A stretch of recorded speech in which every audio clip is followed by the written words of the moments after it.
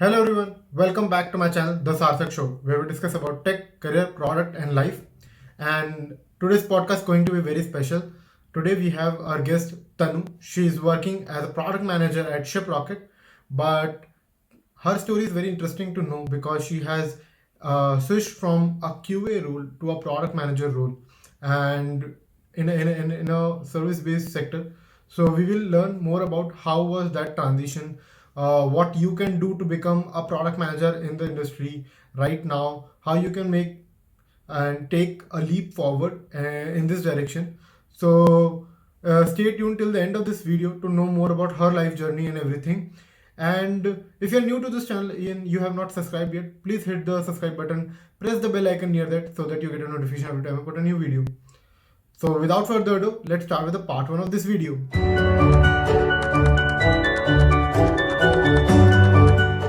Hello everyone, welcome back to my channel, The Sarthak Show.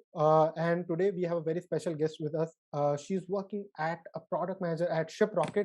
So we will learn about her story and how Tanu has been moving into this career side of product managing and what she did, how has this transition was for her. And we will learn all about this. So stay tuned till the end of this video to know more about her journey. Thank you so much, Tanu, for joining in for this podcast. We will love to know more about you and starting with your professional background. Yeah, thank you, Sarthak. It's a pleasure to be here, and I would love to share my journey.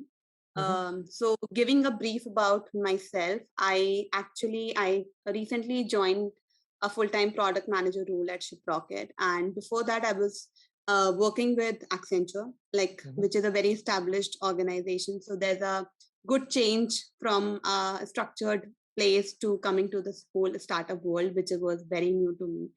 And along with that, there was a full-time career transition because I was previously working into the quality assurance field. So, which was a QA role, and I've worked there for like 6 years across different domains. So I have experience in the healthcare, banking, hospitality industry, and across cross geography as well. So it has been a fun experience, and now I am full aligned to exploring this whole product management field. Yeah. So, yeah. Good to hear that, and congratulations for cracking this amazing opportunity at ShipRocket. I wish you a lot good for your career. And interestingly, it's the common question that I always get around is that how you can transition into product management from a different background. So I would love to know, like, how did you make the transition from QA to a PM, and how was that experience, or how did you decided that you want to do product management? Yes, I think this question is one of the most asked questions. And since the time I did my transition, I've like a couple of folks have reached out to me, and I'll surely interact with them and help them out. I think my journey started somewhere when I was introduced to the role of quality assurance. And even when my professional career, I've worked at different roles altogether. QA was not the only role which I did. Before that, I've been into data administration, and then I moved into QA.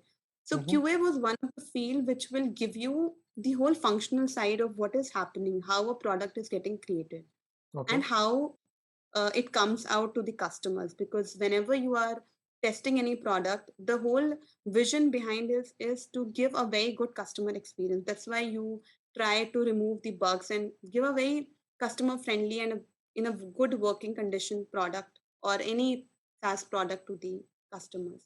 The only thing how my curiosity started coming into this field is I wanted to see the impact of my work. I was somehow in, and there were many reasons to it. I was an individual contributor. QA it does involve a cross-functional role, but not in a way I wanted to. I have always been a people person. I love working cross-functionally. So I think when I was in a QA role also, I have always had very good equation with the engineering and with my business analyst and the stakeholders. So that part of my role, I always loved and I cherished. One thing I thought that was missing is I couldn't see the impact of my work. If there is something we are building, why we are doing something, and if this is getting used by the customers, what are they saying about it? And if they're saying anything not okay, how are we tackling that? So I think this Correct. was my main motivation, how I Mhm. came into products. So yeah.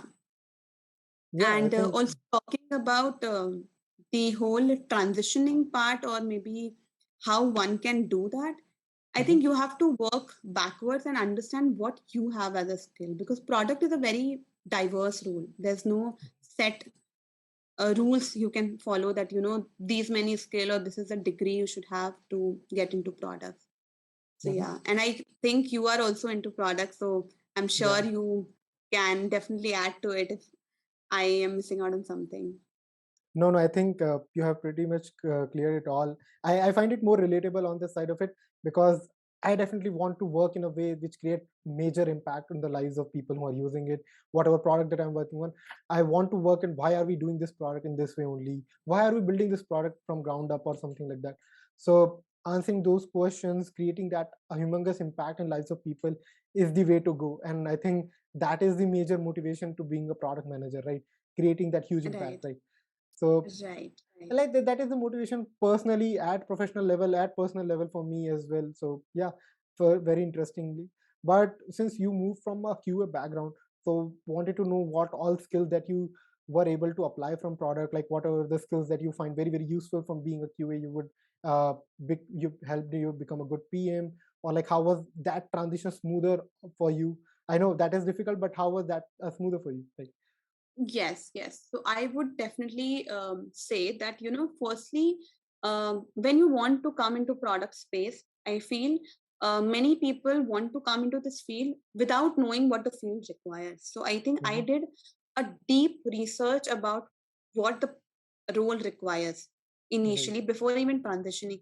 So I spoke to and even connected with a lot of product people and Mm-hmm. understood what the role requires from my end, and how I can align myself. Does it even resonate with what I want to do? Mm-hmm. And when you interact with a lot of product people, you'll understand what a day-to-day life of a product manager is, how he's doing. So it's basically a Right. role which requires a lot of cross-functional interaction. So a Mm-hmm. person who is very comfortable with that, interacting with your engineering teams, with your design team, with your stakeholders, and also the best part also and the worst part also about being a product manager is you have to make them align without having an authority. So that Right. was the key, I think, the key highlight of a product role. So you need to understand that, are you what you are signing up for, are you aligned to that? So I think I Right. made peace with that.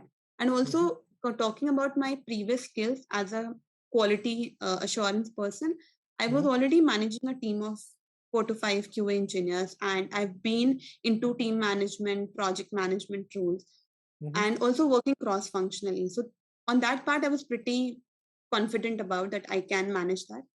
Mm-hmm. Also, coming from QA background, I was very comfortable with technology also.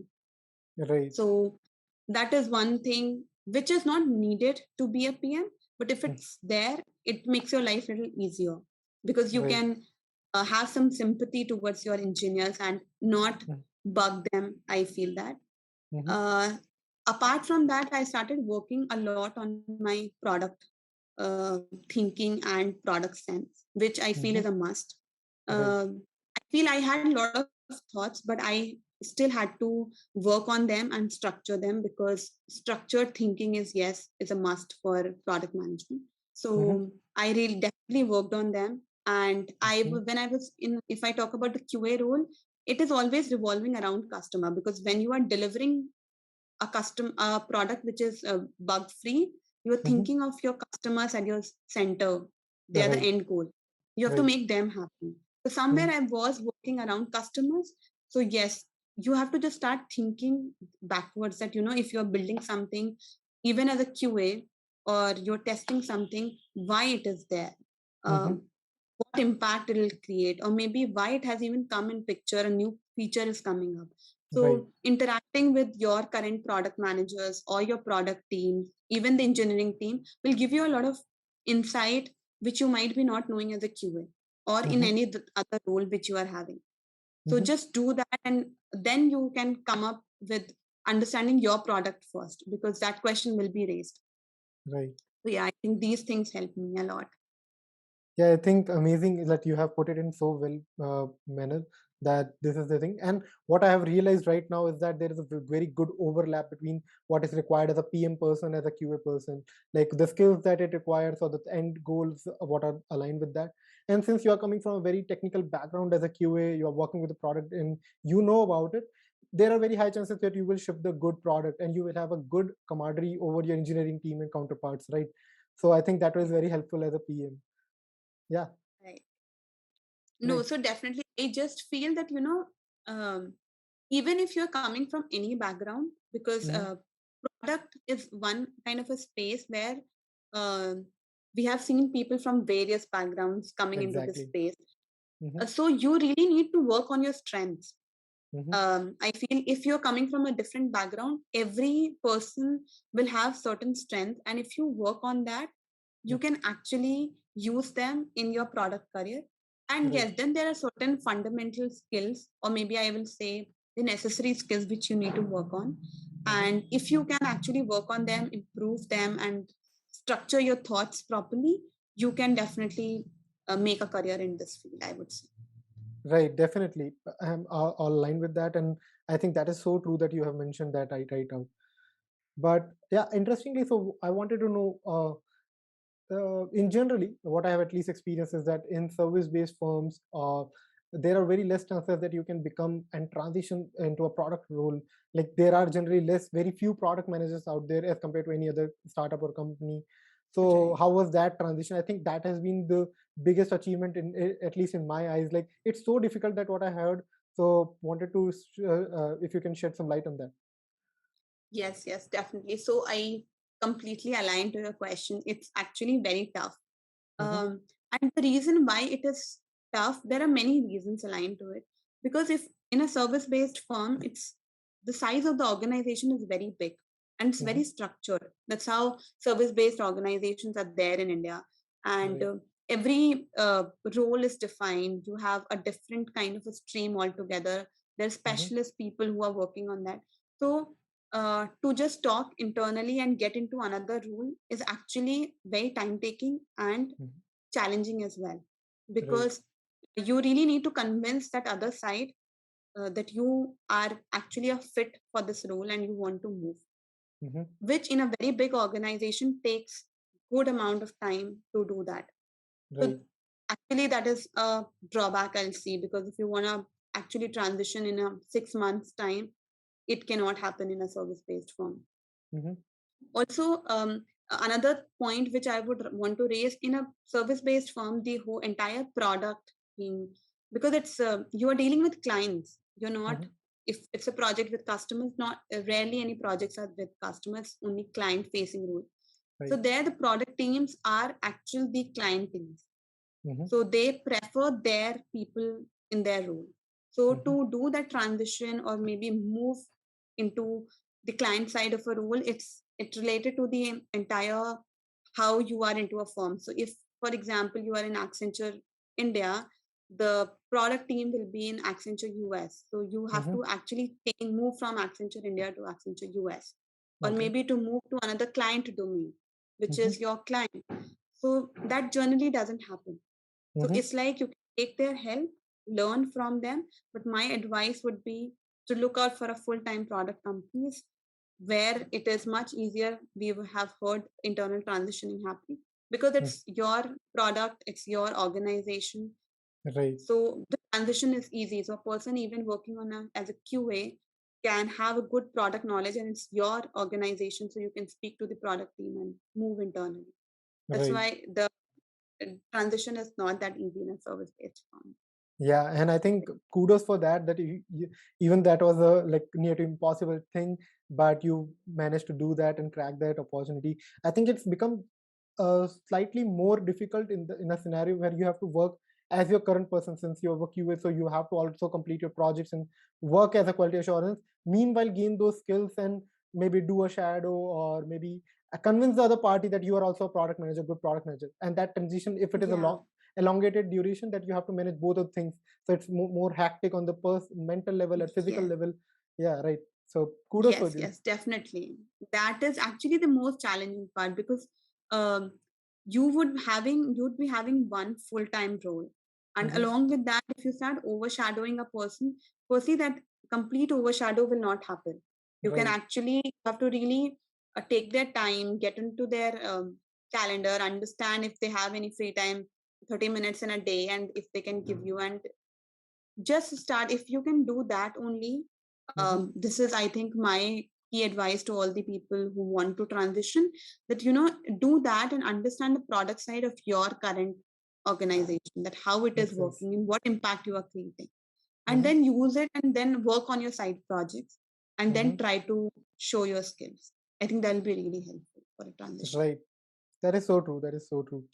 But yeah, I think that transition period, be in whatever form, you have crossed that bridge, and now you have moved to a full-time product manager role at a very good startup.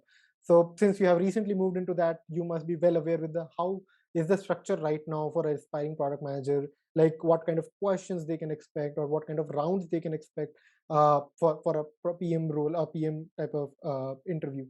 If you can show some light on that as Yes, yes. So, since I recently went through this entire journey, so well. I can talk about my experiences.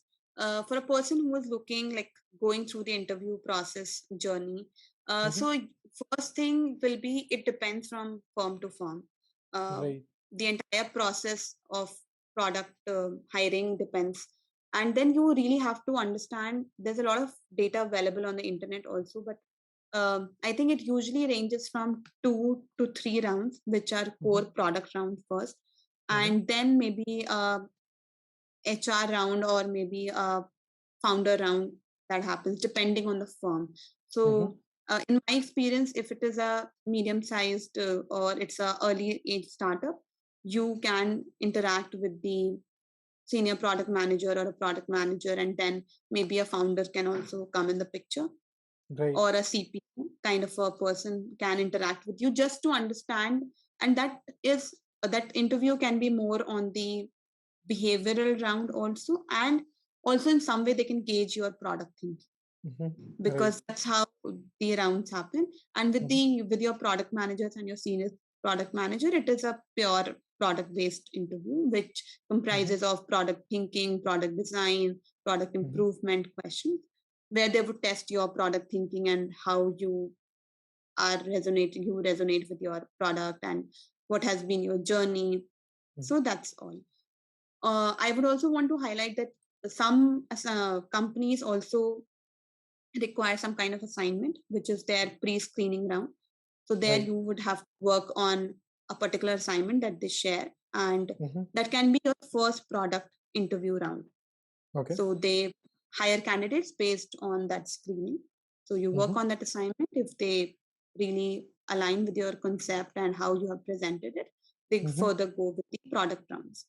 Okay. So yes, it typically ranges from firm to firm, Mm-hmm. and I think you can expect 2 to 3 rounds of core product rounds, and then maybe one HR round or a founder round, which is more on the just knowing about you and a cultural fit, which we call, and then the process ends. Yeah, I think exactly a typical product manager interview. There is no uh, special for startup is over here. So folks, But I hope आपको ये part 1 काफ़ी अच्छा लगा होगा. We discussed about what was her interview process, what are the things that she did in her journey to move from this QA role to a product manager role. So अगर ये आपको video अच्छी लगी तो like this video, share it among your friends, and comment section में मुझे बताएं if you want anything else in the video, and stay tuned for the part 2 of the video that is going to come tomorrow. So yeah, till then, take care. I will see you in the next video. Bye bye.